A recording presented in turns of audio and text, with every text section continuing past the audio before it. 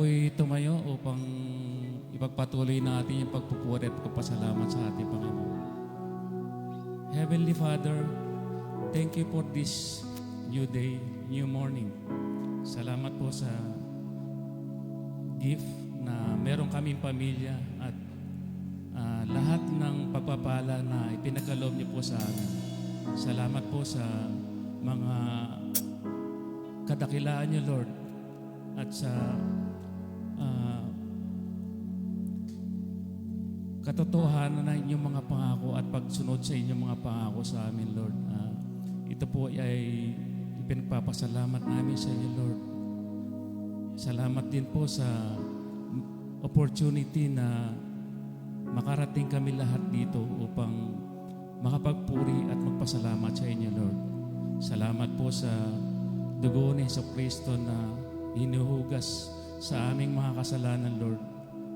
At thank you, Lord, for everything. Thank you for sa lahat ng mga pagpapala na aming natatanggap hanggang ngayon, Lord. Salamat po at alam po namin, Lord, na kaya kami nandito ay nandiyan ka rin sa harap namin, Lord. Dahil hindi nyo kami hinahayaan, Lord. Salamat po sa mga paggabay na araw-araw ay ginagawa nyo sa amin, Lord. Gabayan din niyo po yun, Lord, yung mga taong tatayo dito sa harap upang pamunuan yung pagpupuri sa inyo, Lord. At yung mga taong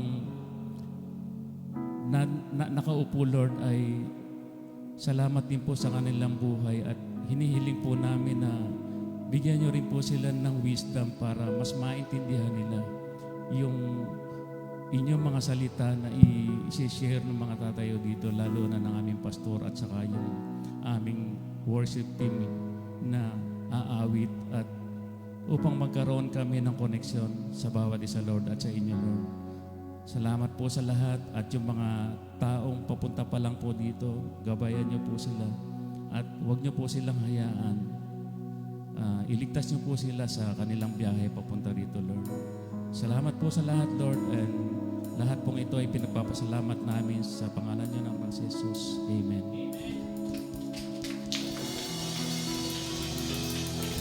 Hello, good morning po sa ating pong lahat. Good morning! Glory to God! Marami tayong na-miss last week, Dahil siguro sa maulan na panahon. But today, it's a beautiful Sunday. Napakarami nating reason para magpasalamat, para po mag-celebrate at magpuri sa ating pong Panginoon. Gusto ko po, yung mga hindi po natin nakasama last week, pwede bang lingunin natin sila? Sabihin mo na na-miss ka namin, kapatid. Na-miss ka namin, kapatid. Ayan. Glory to God. Sama-sama po tayong umawit at magpuri sa ating pong Panginoon. Hallelujah. Habang buhay,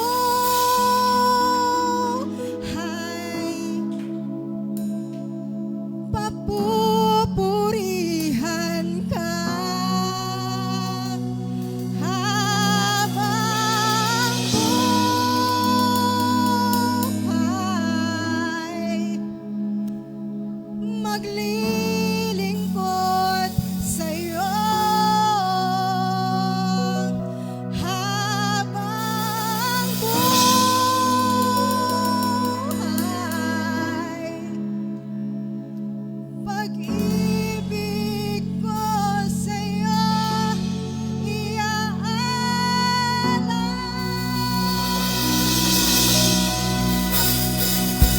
Mahal na mahal kita.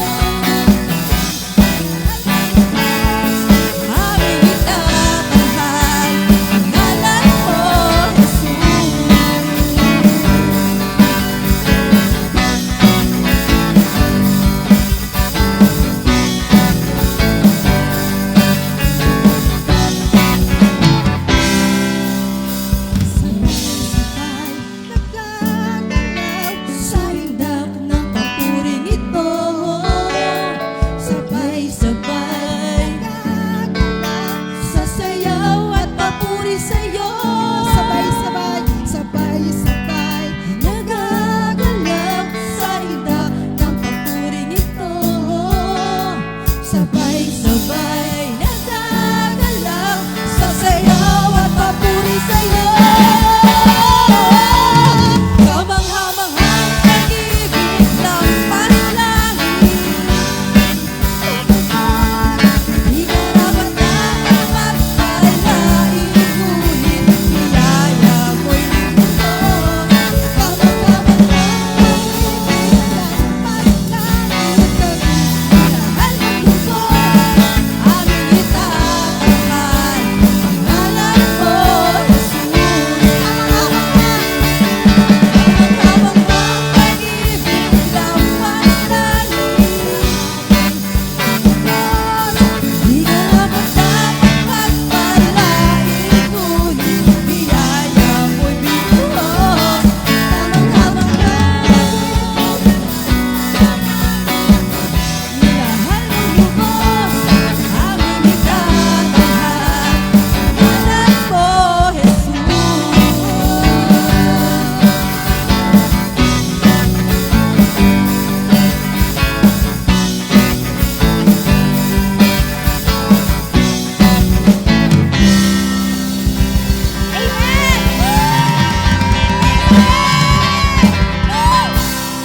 I want to hear the FCF people shouting, Hallelujah! Hallelujah!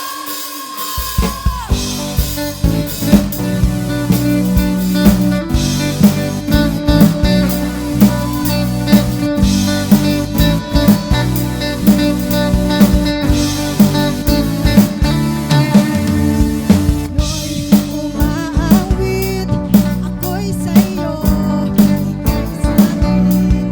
Masaya't ganap, sa'yong piling. Ako'y sa'yo, ika'y sa'kin. Kaibigan, aking takbuhan, kapayapaan ang iyong hatid. Kaligtasan sa iyong pangalan, kasama sa habang buhay, lahat isisigaw. Hallelujah! Jesus, Lord, iyong iwan, ang buhay ko'y sa'yo naman. Hallelujah! Wala nang hahanapin pa, Jesus, you are more than enough.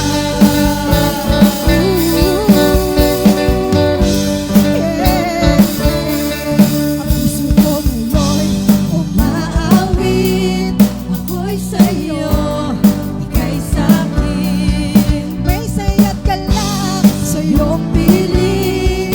Ako'y sa'yo, ika'y sa'kin.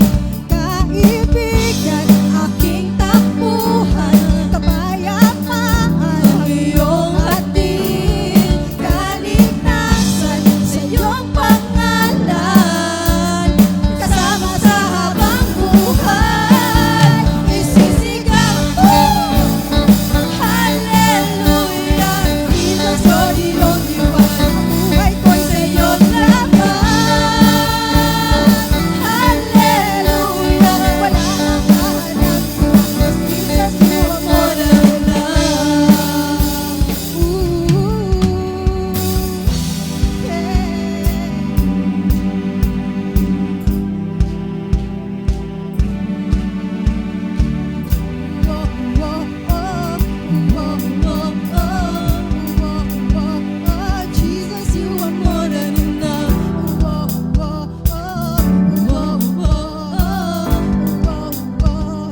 Jesus, you are more than enough.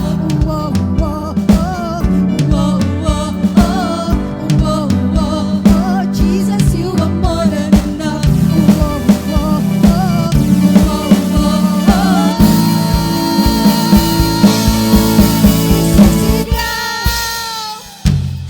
Hallelujah! Jesus, you're the only one, ang buhay ko'y sa'yo lamang. Hallelujah! Wala nang hahanapin pa, Jesus, you are more than enough. Hallelujah! Jesus, you're the only one, ang buhay ko'y sa'yo lamang. Hallelujah! Wala nang hahanapin pa, Jesus, you are more than enough.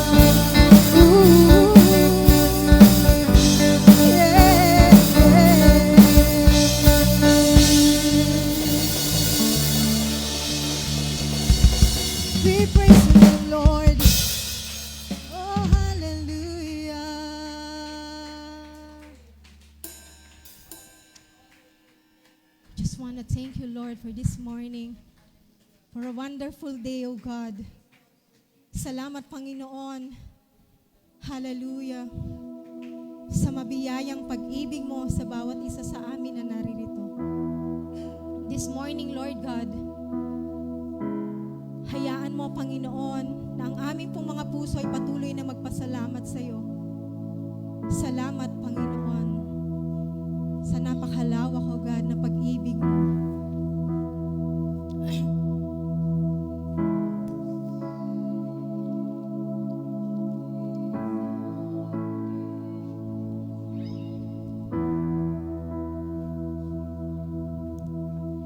Habang hindi karapat-dapat pag-ukulan ng habag at wakas mong pagsinta. Habang walang kakayanang masuklian ka ng mabuti sa lahat mong ginawa. Habang hindi karapat-dapat pag-ukulan ng habag at wagas mong pagsinta. Habang walang kakayanang masuklian ka ng mabuti sa lahat mong ginawa. Niyakap mo ako sa aking karumihan. Inibig mo ako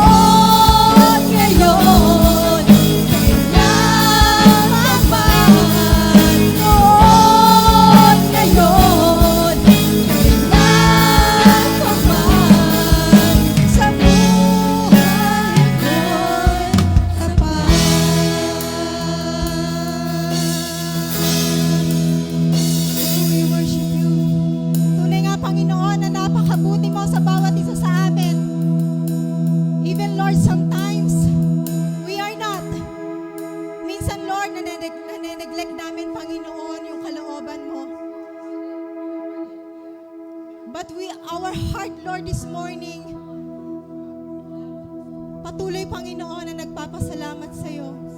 That is why, Lord God, this morning, Lord, we want to declare, Lord God, sa aming kalagitnaan, ang kabutihan mo, Panginoon. We declare favor, Lord God, sa mga anak mo na naririto. We declare breakthrough, Lord God, sa bawat pamilya, O God, ng aming pong iglesia. We declare kindness. We declare goodness, Father God. We declare love. We declare joy. We declare peace, Lord God, sa bawat isa sa amin. Because you are good, Lord Jesus. Kahit na minsan, Panginoon, hindi kami nagiging mabuti, Panginoon, sa katwiran mo. But we are thankful, Lord God, this morning dahil meron kaming Diyos na napakabuti. Meron kaming Diyos na sinasamba at nakikinig, Panginoon, sa lahat ng amin pong mga dalangin. Come on, church, open your mouth and let us give thanks. Let us bring back all the praises and honor to our King of Kings and Lord of Lords. Hallelujah!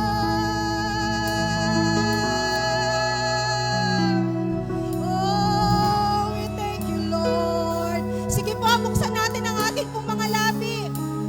Tayo'y magpasalamat sa Kanya.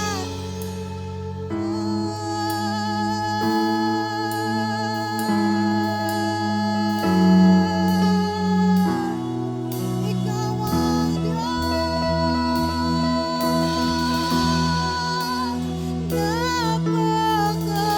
napakabuti mo. Aming Diyos, Ama.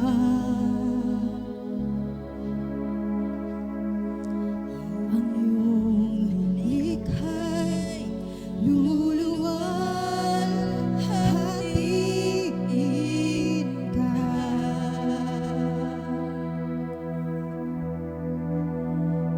Napakabuti mo. Hindi ka nagbabago.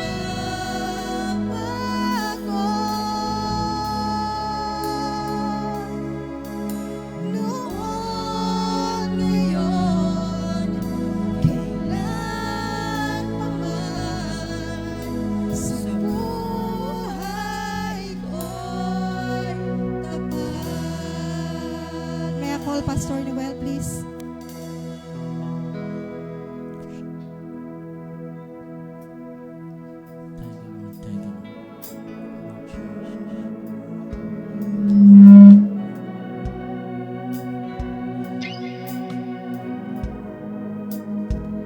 Damhin natin, damhin natin.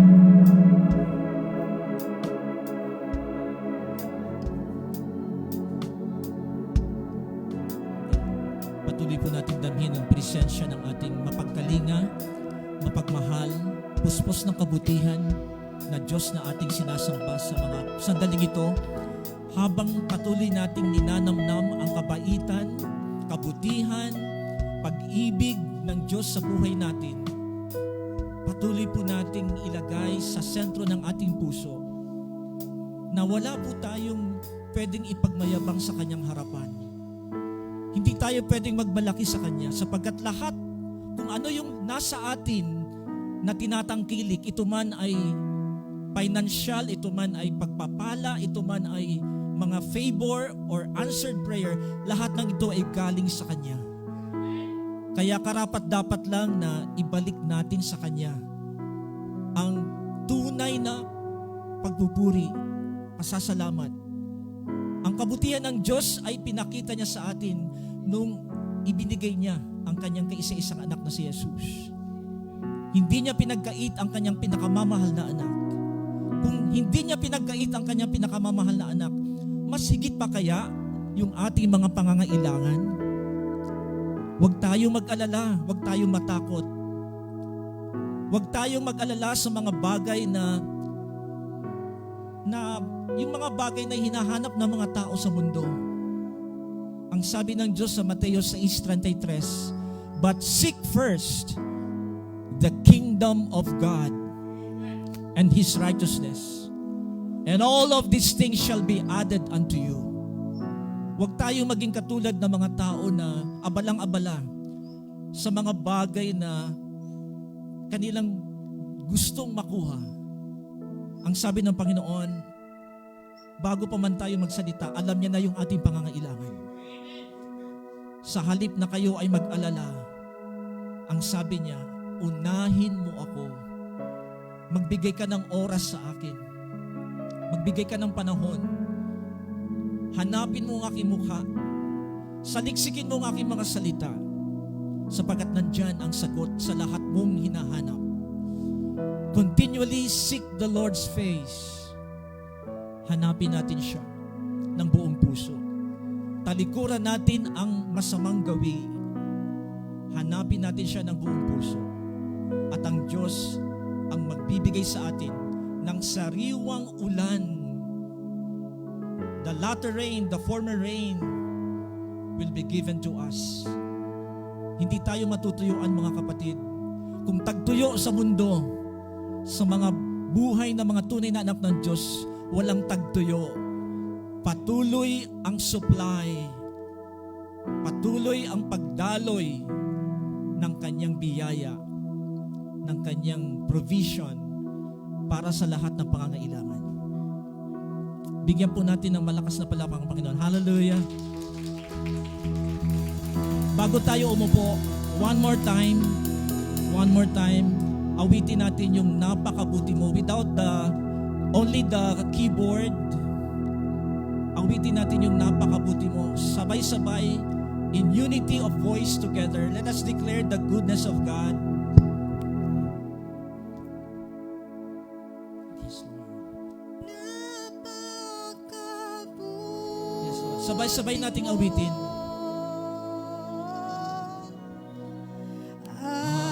Aming Diyos. Yes. Ama. Sobra ang kapaitan mo, Panginoon. Ang iyong likha'y luluwal. Lahat ng tinig magsabi sa Diyos, napakabuti niya, napakabuti niya. Yes, Lord. Napakabuti mo, O Diyos. Hindi ka nagbabago.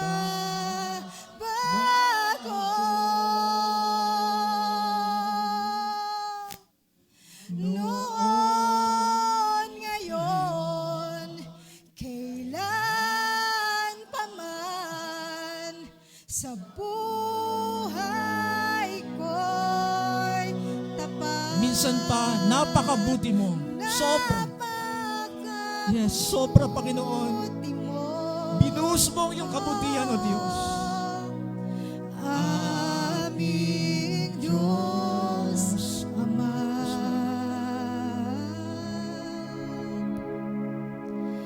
Ang iyong likha'y luluwal, hatiin ka. Yes, Lord. Napakabuti mo, yes, Lord. Napakabuti mo, O Diyos. Hindi ka nagbabago.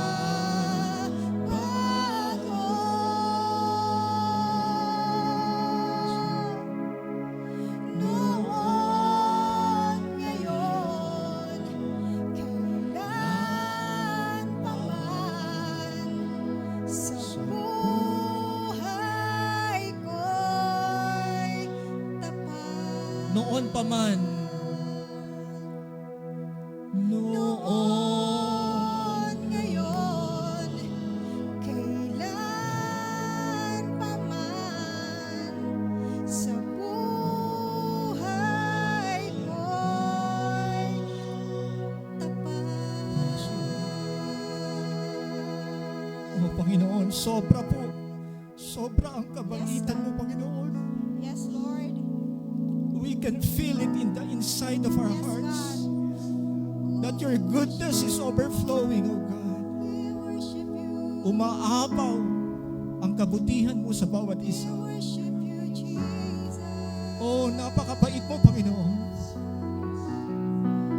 Napakabait mo, O Diyos. Oh, yes, Lord. Oh, yes, Lord. Yes, Lord. We give you praise. We give you glory. We give you honor, God. Minsan pa, bigyan natin ng malakas na palakpak ang Panginoon. Hallelujah! Thank you, Lord. We bless you. We bless you. Jesus! Shout the name of Jesus! Jesus! Jesus! Oh, we bless you. Bago pa tayo umupo, batiin natin ang bawat isa at sabihin mo sa kanya, pinagpala kang tunay ng Diyos.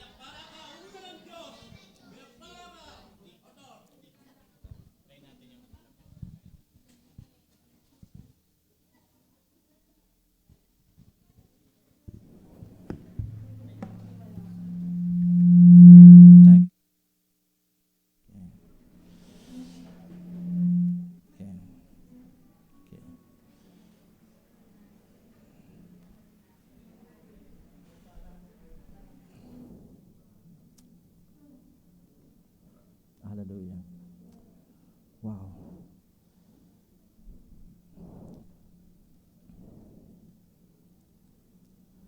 Good morning po sa lahat.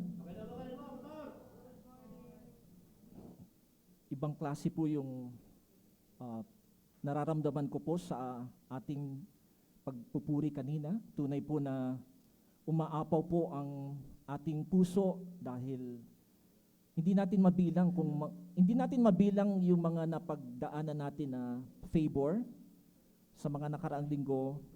Countless times we have received a lot of blessing from the Lord. Ang dami pong mga napagpala. Tunay po na yung Diyos na ating pinagsisilbihan sa FCF Bagumbong ay hindi nagbabago. Siya noon, ngayon, at magpakailanman. Amen? Praise God. So, patuloy ating pag-aaral ng salita ng Diyos.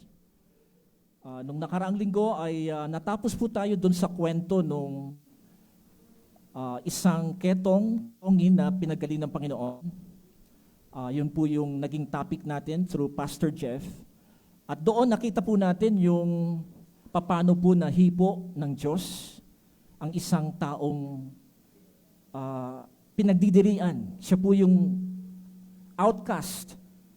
Ayaw siyang makasama sa mga pagtitipon. Hindi siya pwedeng sumama sa pagtitipon. Siya po yung tao na iniiwasan. Subalit, dahil ang Diyos ay mabait, mabuti, siya intana na hanapin, lapitan yung kitongin, hindi po niya, pagkatapos siya po ay gumaling. At sabi ng Panginoon sa kanya, huwag mong ipagsabi sa mga tao ang nangyari sa iyo. Mag-alay ka ng handog sa saserdote na nagpapatunay na ikaw ay malinis na, pero ang bilin niya, huwag mong ipagsabi. Pero hindi niya mapigilan yung kanyang kalooban. Ang sabi dun sa text dun sa Mark chapter 1 ay pinagsabi niya sa mga tao ang nangyari sa kanya. Hindi niya kayang i-contain sa sarili niya, kaya siya ay nagsabi sa mga tao na ito yung ginawa ng Panginoon sa akin. Alam niyo po ba na ang isang tao na nakaranas ng kabutihan ng Diyos, hindi niya pwedeng isikreto sa sarili niya? Kung ikaw ay nakaranas ng kabutihan ng Panginoon, pagpapatawad ng Diyos, kaligtasan ng Panginoon, hindi mo sasarilinin, ipagsasabay mo siya. Mahirap po itago yung ginawa ng Diyos sa atin. Kaya ang isang taong nakaranas ng tunay na salvation, sino po ba sa inyo rito ang nakaranas ng kaligtasan? Ilan lang? 3 lang ang nakaranas ng kaligtasan? Have you received salvation? Kung naranasan mo yung kaligtasan, hindi mo pwedeng sarilinin yon sa iyong buhay. Ipagsasabi mo siya. Ito yung isang ebidensya na yung ketongin, nung siya'y pinatawad, pinagaling, nakaranas na kaligtasan, mas lalo niyang pinagsabi ang pangalan ni Jesus. At ano po ang resulta? Dahil maraming nakaalam doon sa nangyari sa buhay niya, ang sabi doon, more people were coming to Jesus. Mas maraming tao ang gustong lumapit kay Jesus. So, hindi na po siya makapunta sa mga town. Kailangan pumunta siya sa mga lugar na medyo nakatago siya kasi pinupuntahan siya ng mga tao. Multitudes of people, hindi mabilang na mga tao, ay mas lalong nagkakaroon ng talagang desire na siya ay makita.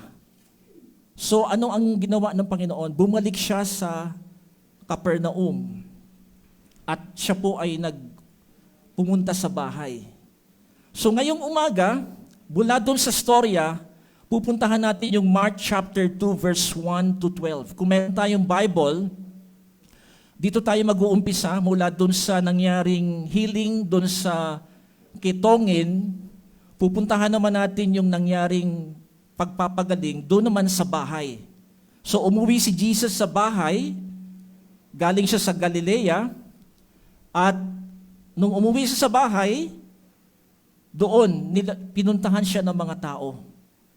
At mula doon ay basahin natin yung text. Pwede tayo magsipagtayo lahat. Let's all stand for the reading of the scripture, Mark chapter 2, sa Marcos po, chapter 2, verses 1 to 12. Ito po yung sinasabi. And when he returned to Capernaum after some days, it was reported that he was at home. And many were gathered together so that there were no more room, not even at the door. And he was preaching the word to them. And they come bringing to him a paralytic carried by four men. And when they could not get near him because of the crowd, they removed the roof above him. And when they had made an opening, they let down the bed on which the paralytic lay. And when Jesus saw their faith, he said to the paralytic, "Son, your sins are forgiven." Now some of the scribes, okay? Some of the scribes were sitting there, questioning in their hearts. Okay? Why does this man speak like that? He is blaspheming. Who can forgive sins but God alone? And immediately Jesus, perceiving in his spirit, they thus questioned within themselves and said to them, "Why do you question these things in your hearts? Which is easier, to say to the paralytic, 'Your sins are forgiven,' or to say, 'Rise, take up your bed and walk'?" Verse 10, "But that you may know that the Son of Man has authority on earth to forgive sins. He said to the paralytic, 'I say to you, rise, pick up your bed and go home.' And he rose and immediately picked up his bed and went out before them all, so that they were all amazed and glorified God, saying, 'We never saw anything like this.'" Tayo po'y manalangin. O Diyos, salamat sa bawat pagpapagaling, bawat tao na hinihipo, bawat tao na kung saan nakakaranas ng kabutihan mo. Lahat kami ay namamangha sa ginagawa mo sa amin. And even today, as we have this word being discussed, being talked about in this great congregation, dalangin namin, O Diyos, na mas lalong mataas ang pangalan mo sa aming kalagitnaan. Mas makilala ka, mas matanyag ka, Panginoon. Hindi ang preacher, hindi yung personality, kundi mataas ang pangalan ni Jesus sa aming kalagitnaan. Sa iyo namin binabalik lahat ng kapurihan sa pangalan ni Jesus. Amen. Okay. Tayo po'y makakaupo na. So dito po sa binasa nating text, napakalinaw po na si Jesus ay nasa loob ng bahay. Now, just to give you a brief background, bakit po si Jesus hindi na nagpatuloy na nasa labas ng mga lansangan? Kasi nung time na yon ay nakilala na po siya, nagpapagaling, marami po siyang hinihipo na mga tao. And then, dun sa lansangan, ay inaabangan po siya. So, imagine, kung nasa mismong kalsada ang Panginoon, nasa labas siya, nasa kalsada, sa tingin ko, hindi titigil yung mga tao na hindi lalapit sa Kanya. Talagang dadagsain siya. Sabihin natin, dadagsain siya. Bakit? Sapagkat kitang-kita nila na bawat kilos ng Panginoon may gumagaling. Amen po ba? Amen. Bawat kilos niya mayroong napapalaya sa masamang spirito. Bawat kilos niya mayroong nakakaranas ng himala. Ang Panginoon po ay miracle worker. Ang tawag po sa Kanya, miracle working God. Siya noon, ngayon, at magpakailanman. Hindi siya nagbabago. Kung ano yung ginagawa niya noon, ginagawa pa rin niya ngayon. At gagawin niya pa rin sa susunod na taon, sa susunod na buwan. Hindi po nagbabago ang kabaitan, ang kagandahang loob ng Diyos. Kung doon po siya sa kalsada, sa tingin ko po ay mas lalo pong mahirap kontrolin yung crowd, no? So ang pinili niya po ay umuwi sa bahay. Sapagkat may purpose po rito kung bakit siya umuwi sa bahay. Doon po kasi sa lansangan, hindi niya po magagawa yung kanyang ministry of preaching. Kasi actually, although si Lord po ay miracle working God, nagpapagaling po siya, but that is not the primary purpose. Bakit siya pumunta rito? Although napakaganda po ng pagpapagaling na ginagawa ng Panginoon, pero let us also remember, the primary purpose why the Lord came on earth is to preach the word. Amen po ba? Amen. Ang pinaka-primary focus po niya ay preaching of the word. Yung pong pagpapagaling, secondary po siya. Kaya kailangan niyang umuwi sa bahay kasi doon sa bahay, makakapagbigay po siya ng preaching. Mahirap mag-preach sa kalsada pag marami pong tao na nag-uunahan, nalapitan siya. So kailangan niyang umuwi sa bahay. At doon sa bahay, ang sabi doon, he was preaching the word. Hindi po siya nagpapagaling. Inside the house, he was preaching the word. At lahat ng nandun sa loob ng bahay, nakikinig, naka-engage po sa kanya. While he was preaching the word, the people were hearing. Nakikinig po sila lahat.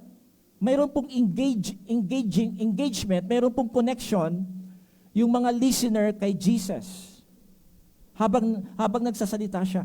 And at sabi doon sa binasa natin, dahil sobrang dami na doon sa loob ng bahay, wala nang puwang na mayroon pang pwedeng pumasok sa loob. Talagang full pack na po siya. Now remember, every time there is a revival, in the history of the church, when there is a revival, ang unang napupuno yung church. Amen? Amen po ba? During the revival time, nung panahon ni Evan Roberts, nung nagkaroon po ng revival sa Wales, sa England, yung church po na kanyang pinapastoran, hindi na kumakasya ang tao, talagang punong-puno po siya. So ang ginagawa po, yung mga gustong lumapit sa kanya para maipag-pray niya, alam niyo po kung saan dumadaan? Sa balikat. Mula doon sa labas, lumalakad yung mga tao sa balikat. Kasi punong-puno yung church para lang makalapit at ipag-pray niya. Ganun po katindi yung kilos ng Diyos. During the revival of the Wales revival, grabe po yung pagkilos ng Diyos na yung mga tao hindi na makapasok sa church. Nasa labas na lang po sila. And I just could imagine, paano pag itong FCF Bagumbong nagkaroon ng revival, wala na pong puwang ang tao rito sa loob. Nandiyan ba kayo? Palapakan natin ng Panginoon. Hindi na makakapasok dito sa loob. They cannot come here dahil wala nang paglalagyan. Kaya nga, we are praying and let's believe God for a greater vision. Meron tayong pinagpipray na isang lote na mas malaki. Amen po ba? Kasi naniniwala po tayo na hindi na ho tayo kakasya rito sa lugar na to.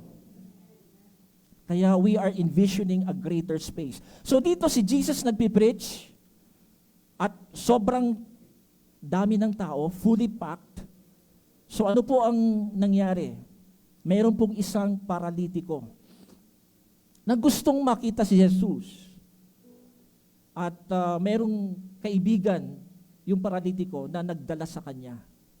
Ang problema, hindi makapasok sa loob ng bahay kasi full pack na siya. Now, tingnan po natin yung itsura ng bahay. Meron akong isang dito, parang just to give you a picture kung paano yung bahay ng first century. During the first century, ganito ang itsura ng bahay. So napansin niyo po yan? Lalapitan ko lang siya, no? So ito po yung itsura ng bahay. Okay? So meron pong tinatawag na, yung roof niya po, yung roof, parang style simbahan na to no? Parang style church, pero bahay po siya. Yung roof niya po ay straw cover, meron pong straw covered roof, and then may wooden roof slats. So yan po yung pinakabubong. Actually, itong roof na yan, may mga tiles po yan. Mga bato po yan, no? And then meron pong, sa gilid po is mud brick wall covered with clay and straw. So ito po yung kanyang mud brick, no? Mud brick, matibay po yan. And then meron pong loom, and then meron pong parang akyatan, no? Sa taas. And then si Jesus po, nandito po siya sa pinaka-lower, ito pa pinakamababang part na to. Diyan po siya, nagmi-minister. Just imagine, ganito po yung itsura, no? Si Jesus nandito. Okay? Nakikita niyo po ba yung picture? Si Jesus nandito, and then, umakyat yung 4 na kaibigan niya para lang makita siya ni Jesus, no? So imagine, no? Ganon kasikip yung bahay, sobrang dami ng tao, but still, ang sabi doon, meron pa ring paraan, nakaisip yung mga kaibigan niya na butasan yung pinakabubong. Hindi madaling butasan yon kasi ano po yan, mga tiles po siya, no? Binutasan at ibinaba po ang paralitiko para makita siya ni Jesus. So mula dito, meron pong nakita akong katangian doon sa 4 na nagbuhat doon sa paralitiko. Meron po akong nakitang kakaiba. Sapagkat ang sabi doon sa text natin, when they saw their faith, nung makita ni Jesus yung pananampalataya, nung 4 na nag-carry doon sa paralitik, namangha siya. When they saw their faith, ang sabi niya, Son, your sins are forgiven. So, tingnan po muna natin, ano bang katangian ng pananampalataya? Anong klaseng pananampalataya ba ang mayroon yung mga kaibigan niya? Bakit namangha si Jesus? Pati siya na amaze siya dun sa faith ng mga tao na nagdala dun sa paralytic. So, tingnan po natin yung meron pong 3 katangian. So, ito po yung ating pag-aaralan. The power of faith. Sabi natin, faith. Ang kapangyarihan ng pananampalataya. So dito ay mapapansin natin, merong quality, hindi po talaga hindi lang po quantity. Merong quality yung pananampalataya nung mga taong nagdala doon sa paralitiko. At isa-isahin po natin yan sa verses 3 to 5. Wala silang nakitang way para makapasok sa loob ng bahay. So anong ginawa nila? Gumawa sila ng paraan. So nag-isip sila. Although nagpe-pray sila. So, hindi po madali yung kanilang ginawa, no? Actually, ang isa sa napansin ko rito, one of the, pag sinabi natin quality, kalidad na pananampalataya, number 1, they dared to do the difficult. Kung ano yung mahirap, yun ang ginawa nila. Now, gusto ko lang pong i-highlight to kasi akala nung iba, ang pagiging Kristiyano ay parang madali. Ang gusto ko pong sabihin sa inyo, if you want to be committed quality Christian, quality disciple, talagang ihanda mo yung sarili mo. Talagang ikaw ay haharap sa maraming challenges. Amen po ba? Now, yung pong difficulty, bakit difficult yung kinaharap nila? Kasi una, yung pagdala dun sa paralitiko, hindi madali. Okay?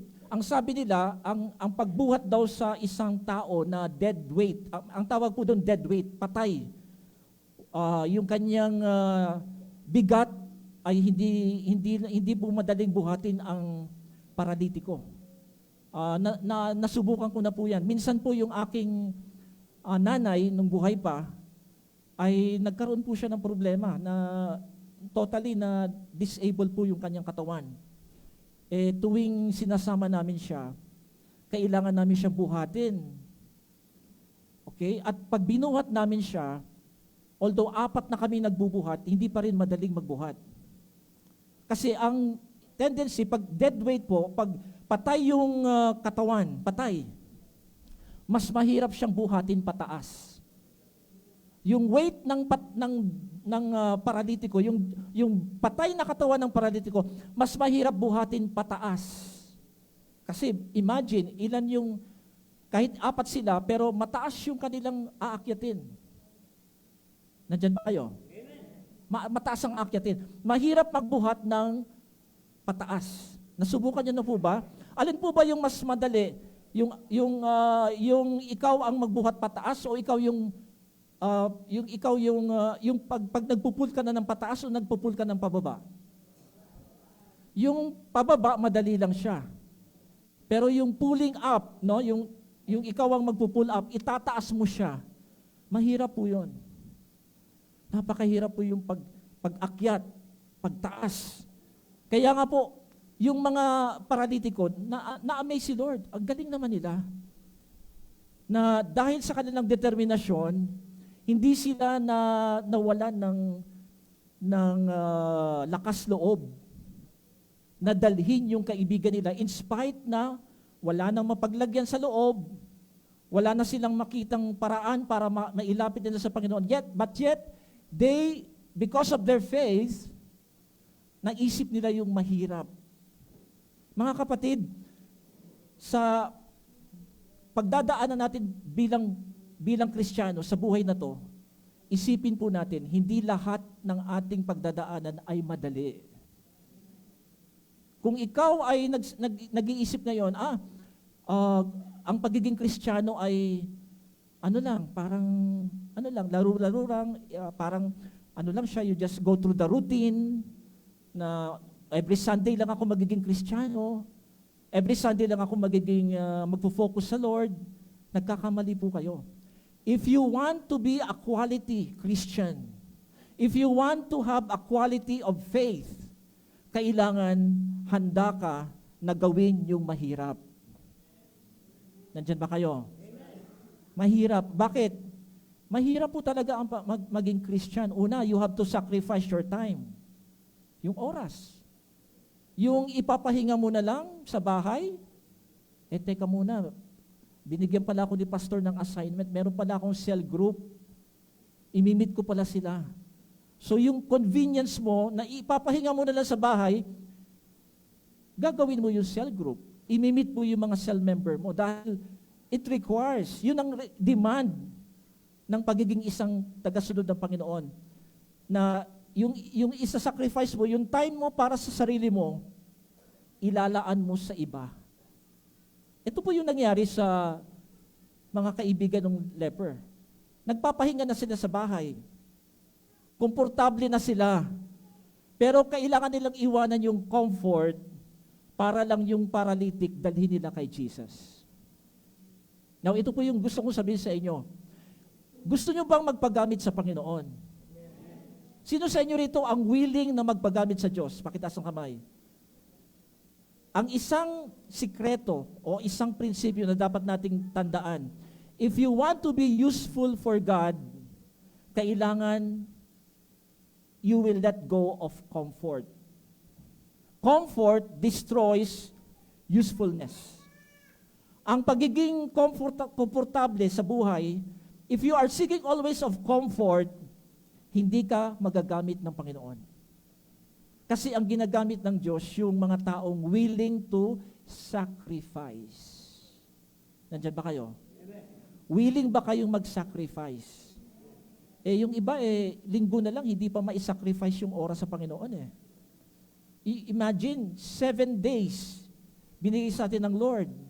May isang araw na para sa Kanya. Pero yung isang araw na para sa Kanya, hindi ma-sacrifice.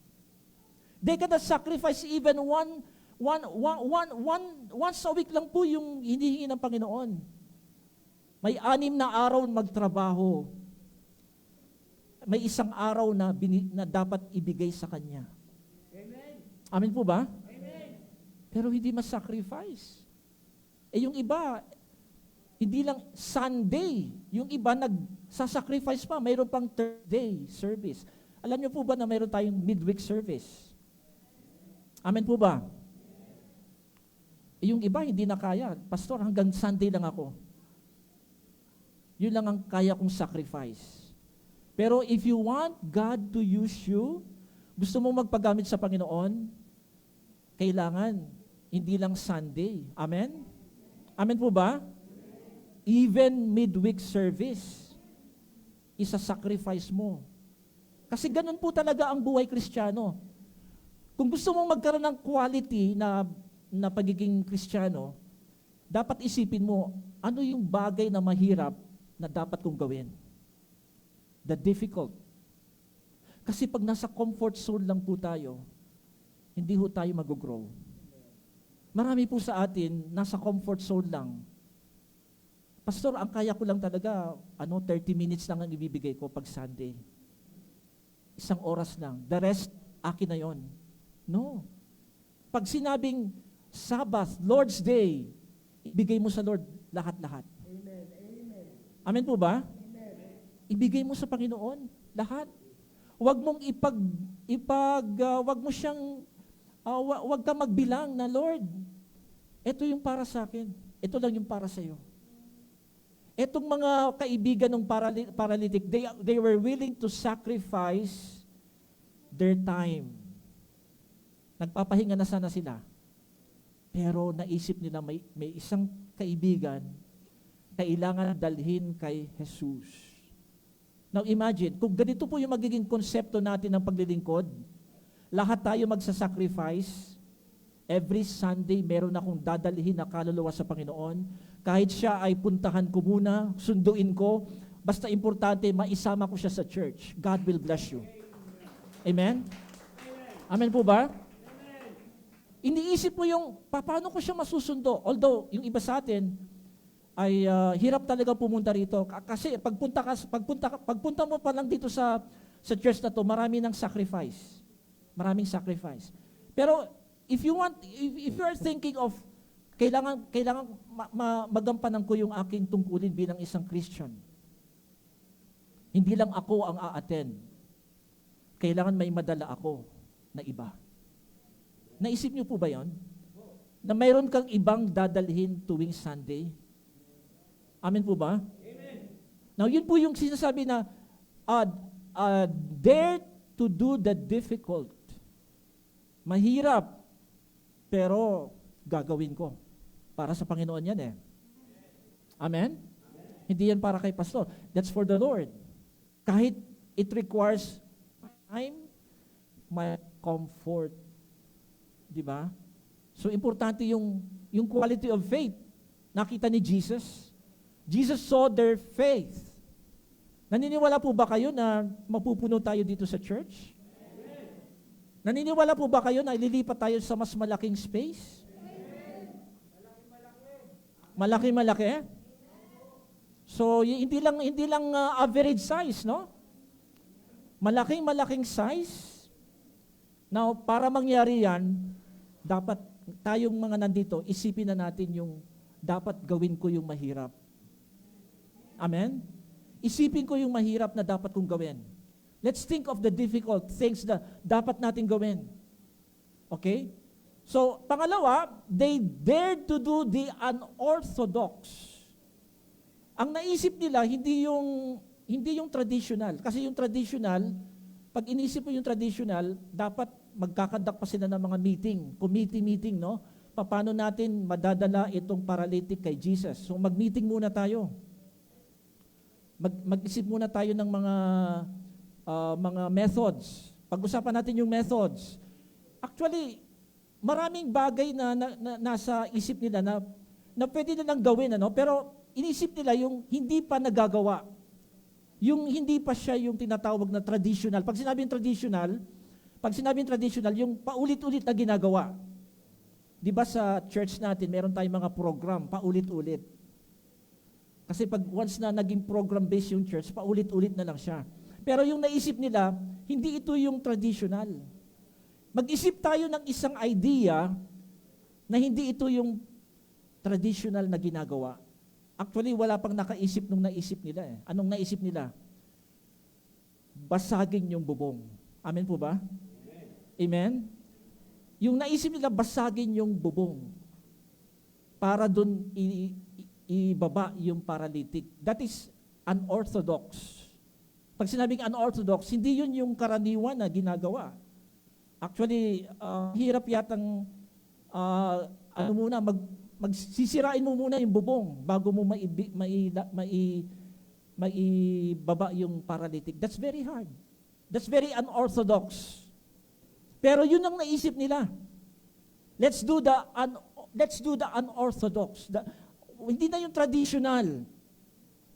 Di ba sa atin, kapag sanay na tayo sa tradition, doon na tayo komportable. Pastor, ito yung ginagawa natin noon . Paano kung hindi na effective yung ginagawa mo noon? Yung ginagawa mo noon, hindi na effective ngayon. Kasi nagbabago-bago yung panahon. Maybe 10 years ago, effective yung ginagawa mo. Pero, then, gusto mong gawin pa uli yun. Parang yung sinasabi ni Einstein yung ginagawa mo ng paulit-ulit na wala namang resulta, pero ginagawa mo pa rin, that's stupidity. Dapat, pag nag-isip tayo, isipin natin yung magagawa natin na hindi pa nagawa noon. Amen po ba? Amen? Something new. Parang you are thinking out of the box. May express thinking out of the box. Kasi ang isip natin, sometimes nakalimit tayo dun sa kung ano yung conventional, ano yung nakasanayan. Pero nag-isip sila nung unorthodox. Hindi ito yung normal na iniisip. Okay? So they were thinking differently. Their mindset were different. Iba. Kasi pag tayo po ay nasanay sa tradition will kill us. Papatayin tayo ng tradition. May mga church na hindi nag-iisip ng bago. Kasi yun ang nakagis na nila. Ito yung ginagawa namin . Anong nangyari? Nag-grow ba yung church? Hindi. Kasi yun ang ginagawa nila. But here in FCF Bagumpong, mag-iisip tayo ng mga new ideas. Amen? Amen po ba? Na hindi pa natin naisip dati. At thank God, mayroon na pong mga ideas na nag-flow sa bawat isa. Ng mga bago, na hindi pa natin nasubukan. Pastor, open ka ba sa ideas? Yes. Meron ka bang idea na pinapaisip sa iyo ng Lord na gusto mong gawin para mag-grow ang church? Yes. Pag-usapan natin yung mga ideas. Pag-usapan natin yung mga fresh ideas na hindi pa natin nagagawa dati. Ito yung naisip nila. Unorthodox. Hindi tradisyon. Kakaiba na mga pamamaraan. At ito po ang kailangan sa panahon natin ngayon. We have to be relevant to our culture. Nagbabago-bago po ang kultura. Dapat ang church naka-relevant tayo sa bawat pagbabago. Amen? Technology is changing. And also, the church should adapt to the changes in technology. Imagine, yung panahon nila, 4 lang yung nagtulong-tulong para butasin yung bubong. Ilan tayo ngayon? Ilan tayo? How many of us are actively na nandito sa church na kapag nagtulong-tulong po tayo, mas higit pa yung magagawa natin. Amen? Mas higit pa. Kaya, unorthodox yung kanilang style. Ganon din po sa ating church. Ang gagawin po natin dito, hindi traditional. Sabihin mo sa katabi mo, hindi na tayo traditional. Yung tradition, nakamamatay po siya. Imagine, no? 100 years ago, bawal ang drum sa church. During the earlier times, walang nagda-drums. Bawal siya sa church worship. Okay? Yung drums, parang ang tingin na, makasalanan yan eh. Kasi maingay. Diba? May mga church na, yung mga talagang nag-stick sila sa dapat tahimik, dapat hindi maingay, walang drums, walang electric guitar, maingay din yan eh. Anong nangyari sa mga churches na walang drums, walang electric guitar? Namatay. Amen po ba? Namatay. Bakit? Yung mga tao pumupunta na parang, anong klaseng Diyos to? Parang patay. Tahimik. Walang ingay. Pero nung nagkaroon ng tinatawag na revive ang church, na-restore yung Davidic worship, kasi yung Davidic worship, nandun yung mga drums cymbals Anong nangyari? Yung mga church na nag-adapt ng may cymbals, may drums, nag-grow. Amen? Nag-grow. Pero yung mga church na walang mga cymbals, walang mga drums, namatay. Dahil traditional. Nandyan ba kayo? Amen. Kaya, Kaya dapat, kailangan po, nakaka-adapt tayo sa culture, sa pagbabago. Hindi po tayo nahuhuli.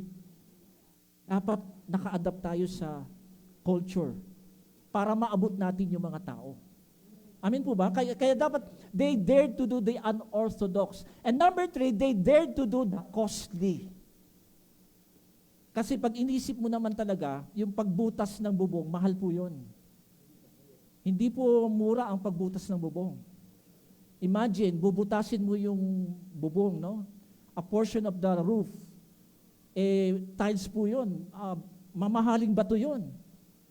Tatanggalin mo para lang mailusot mo yung paralytic. So, ibig sabihin po, pagdating sa, kung gusto nating mag-grow, kung gusto nating lumago, kailangan po ng malaking gastos. Amen po ba? Costly po siya. Imagine, kung tayo ay magpaplano ng malaking church, kailangan marami sa atin magkaroon ng milyon. Amen? Kung gusto nating lumaki ang church, dapat may isa sa atin, mga 2, 3, 4, maging milyonaryo. Amen? Sabihin mo yun, ako yata yun. Sabihin mo, ako yata yun. Okay, ikaw yun, no? Oo, tayo. Kasi mahal po yung paggiba. Mahal ang paggiba, mahal din ang pagpapatayo. Amen? It requires a lot of money. Ang daming perang kailangan. Pero ang itatayo kasi natin, hindi lang basta-basta pipitsugin. Kontento na po ba kayo sa pipitsugin na church? Yung church na parang yung parang sa tabi-tabi lang. Hindi po tayo ganon, amen? Sabihin mo sa katabi mo, hindi tayo ganon. Anong klaseng church ba ang meron tayo? Hindi yung pipitsugin. Mamahalin. Sabihin mo, mamahalin. Mamahalin na mga gamit. Mamahalin na facilities. Pati yung mga ginagamit ng Diyos, quality. Amen. It requires cost. Kung gusto natin magdala ng kaluluwa sa church, kailangan ng pera. Amen po ba? Kasi may mga ini-invite ka na minsan walang pagkain sa church, dadalhin mo sa Jollibee. Amen. Dadalhin mo sa, pakakainin mo kasi in-invite mo sila. Di ba? There are times na lalabas ka ng pera. Kasi cargo mo sila in-invite mo sila. Hindi naman pwedeng in-invite mo sila at silang pagagastusin mo. Amen po ba? Kung sino yung nag-invite, siya yung taya. Kasi in-invite mo So it requires cost. Kailangan ng pera. Kaya dahil kailangan ng pera sa pagpapalago, maraming ibibigay ang Diyos na sources sa church para magkaroon ng income. Amen? Magkakaroon. So yun po yung faith na nakita ni Jesus. They dared to do the difficult, they dared to do the unorthodox, they dared to do the costly. Talagang ang gusto ng Panginoon, you have to invest. Bago mo anihin yung harvest, mag-invest ka muna. Magtanim ka muna. Sabihin mo sa katabi mo, magtanim ka muna. At paano tayo magtatanim? Faithfully. Matapat tayo sa maliit na binibigay sa atin. We sow. Nagtatanim tayo dun sa maliit na mayroon tayo, dun tayo nagtatanim. Consistently. Faithfully. Okay, next. Okay, pangalawa, tingnan po natin yung objection. May protest kasi. Actually, pagdating kasi sa growth, paglago, may mga opposition. Sabihin natin opposition. May kumukontra palagi. May kontrabida. Gusto na namin mag-grow, pastor. Pero may magpuprotesta. Ang tawag dito, scribes. Yung mga scribes biglang tumayo at nagprotesta. Anong klaseng Jesus ito? Bakit yung pinayagan niyang ma-disrupt yung gathering? Kasi di ba, nagtuturo siya, and then biglang na-disrupt dahil biglang may bumaba na paralytic. So, ang sabi ng mga religious authority, wala na sa ayos to, si Jesus, wala sa ayos. Kasi pinayagan niya na ma-disrupt yung gathering. Dapat, kung marunong siya, hindi niya sana pinayagan na may disruption sa service. Dapat, ang service ay maayos, walang disruption. Pero, nagprotesta sila. Sabi niya, anong ginawa mo, Jesus? Bakit nagkaroon ka ng pronouncement na biglang sinabi mo doon sa paralytic, sons, your sins are forgiven. So may tatlong bagay tayong gustong tingnan dito. They were checking as religious authority Jesus' actions. So chinecheck nila, tama ba yung ginagawa niya? Actually, ganyan po yung mga nagpo-protesta pala na ginagawa natin. Tama ba yung ginagawa ni pastor? May taga-check. O dahil walang problema yon. Dahil okay naman, i-check nila si Jesus, wala naman silang makitang mali. Pangalawa, they were right in saying only God can forgive sins. Tama naman. Pero ito yung mali. They were wrong in judging Jesus as committing blasphemy. Kasi sabi nila, bakit ka nagpatawad ng kasalanan? Hindi ka naman Diyos. Pero sabi ni Jesus, the Son of Man has authority to forgive sins. So ibig sabihin, judging on the statement of the Lord, nung sinabi niya, authority to forgive sin, ibig lang sabihin, si Jesus ay Diyos. Amen po ba? Amen. Diyos siya kasi meron siyang authority na magpatawad ng kasalanan. Kaya, natameme sila. Sabi ni Jesus, mas madali, sabihin ko na lumakad ka o sabihin ko na pinatawad ka na. At sabi niya, the Son of Man has authority to forgive sins. So ito po, napansin natin na yung protest, yung opposition, hindi po nananalo kay Jesus. Amen po ba? Amen. Palaging tablado sila, yung mga kumukontra. Kaya may kumukontra po sa church natin, hindi sila magtatagumpay. Amen po ba? Tuloy-tuloy po ang gawain. Hindi mahihinto ang gawain. Tingnan po natin yung susunod. Third. Okay. The paralytic was forgiven and healed. Paano? Number one, when Jesus saw the paralytic, sabi niya, my son. In-affirm niya, anak kita. Hindi pa man niya na napopronounce yung forgiveness, ina-affirm niya na yung paralytic as my son. Okay, my son. Number two, Jesus treated not just the symptoms, but the underlying cause of the paralysis.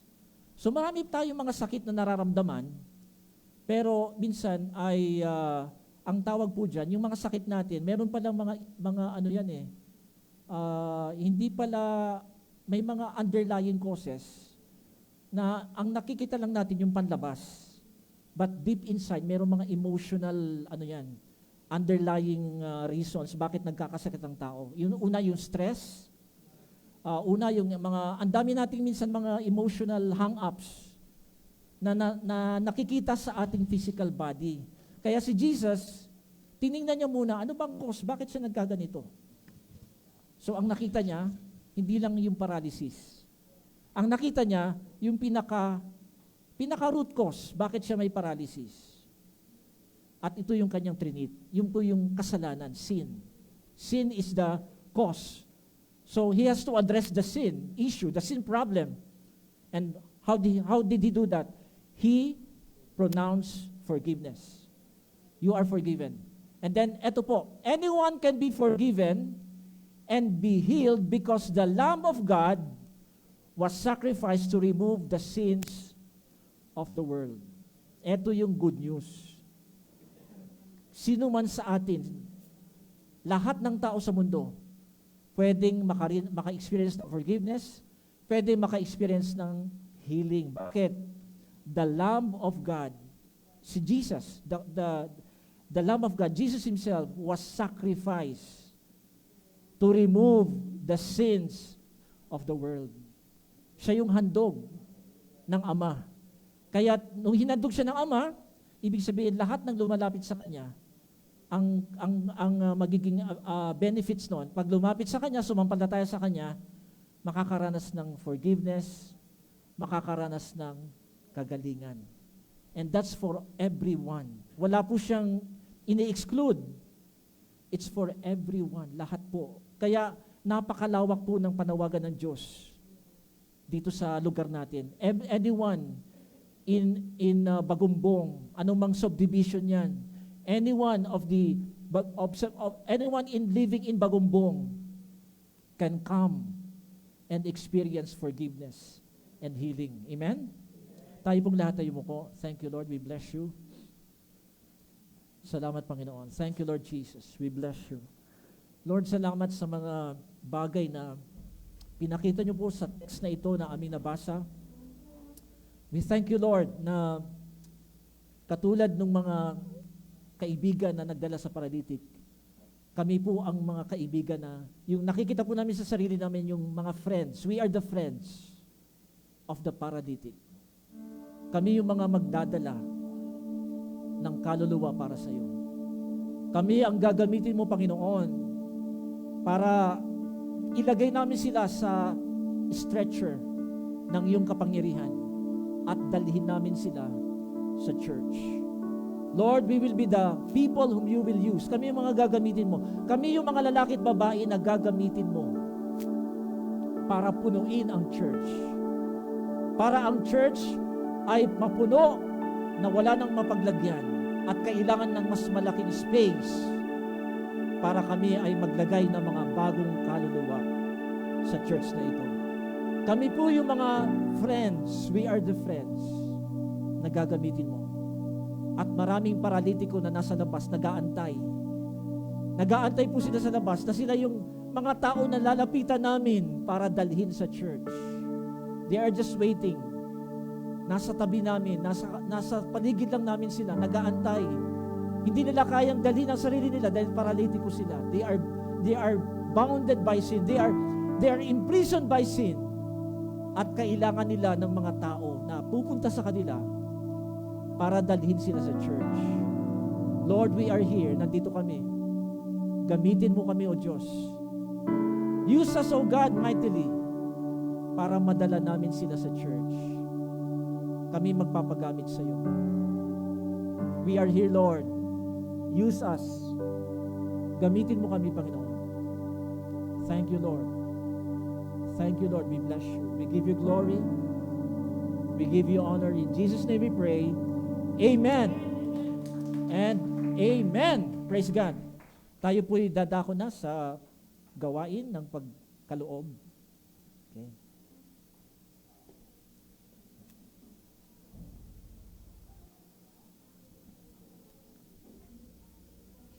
Hello. So sabi po sa preaching kanina, yung if there's one thing I learned is the word sacrifice.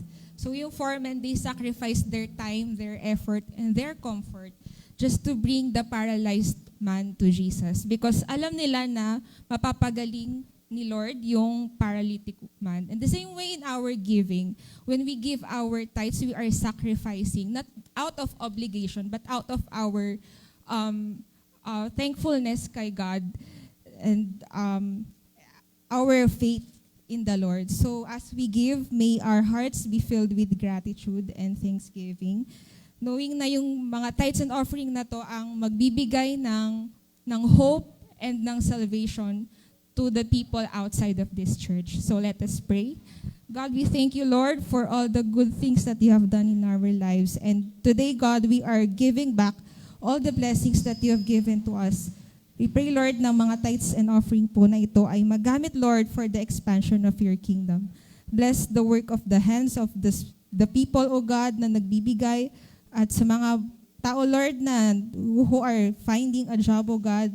I pray, Lord, for your provision upon their lives and opportunity, O God, na ibibigay mo sa kanila. We give you praise and we give you honor. In Jesus' name we pray. Amen.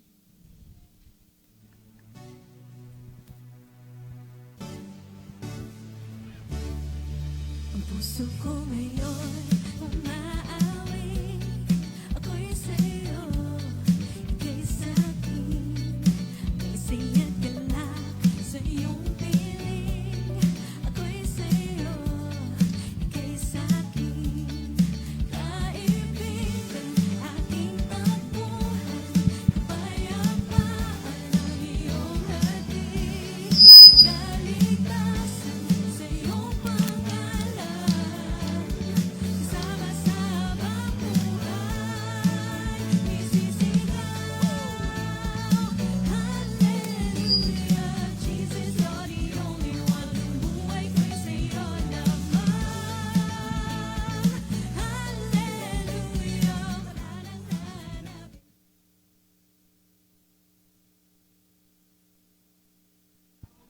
Good morning!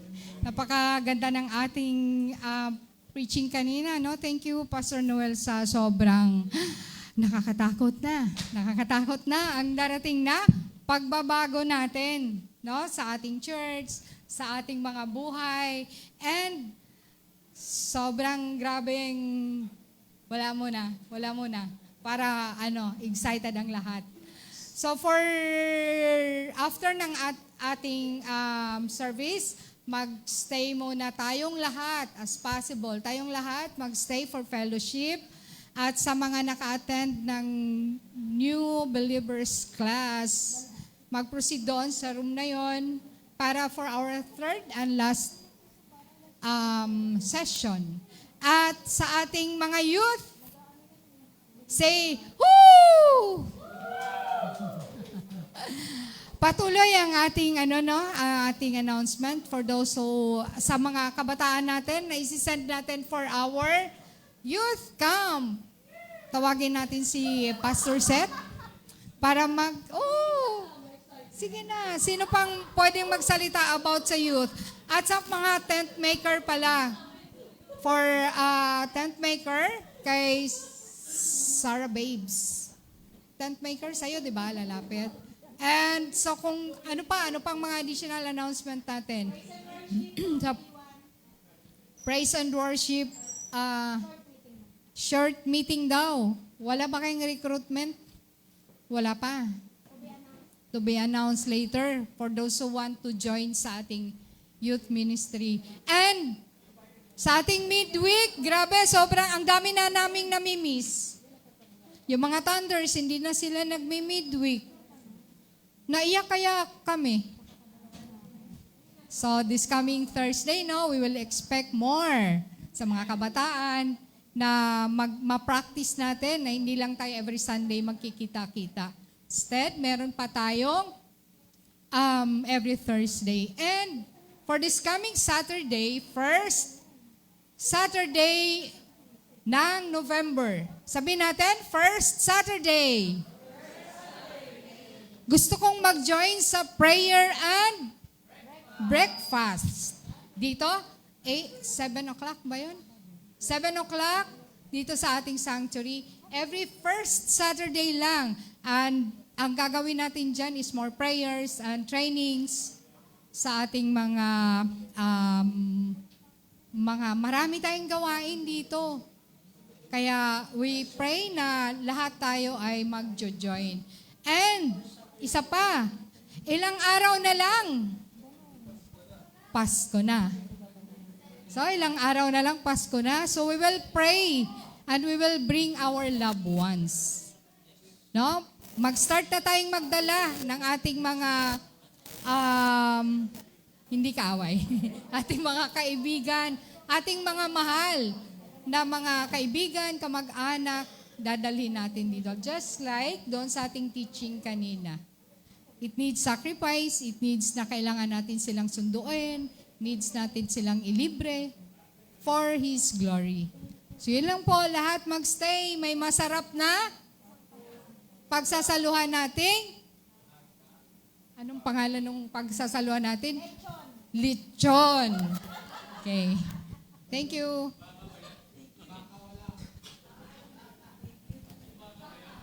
Okay, sige, let's all stand together for our closing prayer and victory song. Sige, magsipagtayo po tayo lahat.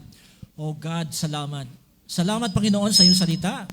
Thank you for the uplifting word that encourages, word that gives us challenge, word that enabled us na mamuhay kami na hindi katulad nung dati, na kami ay habang lumilipas ang araw o Diyos, yung aming quality ay nag-improve, Panginoon, bilang Kristiyano. Thank you, Lord, that we are already progressing, growing, and maturing as Christians. Thank you, Lord, for the challenge.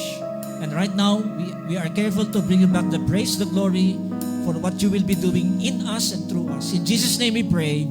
Amen. Are we all blessed? Parang hindi. Are we all blessed? Amen. Amen. Kung na-bless po tayo, ini-encourage ko po kayo na see you next Sunday. Amen?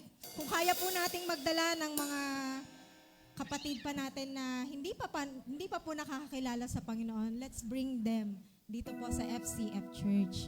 Glory to God. Habang buhay,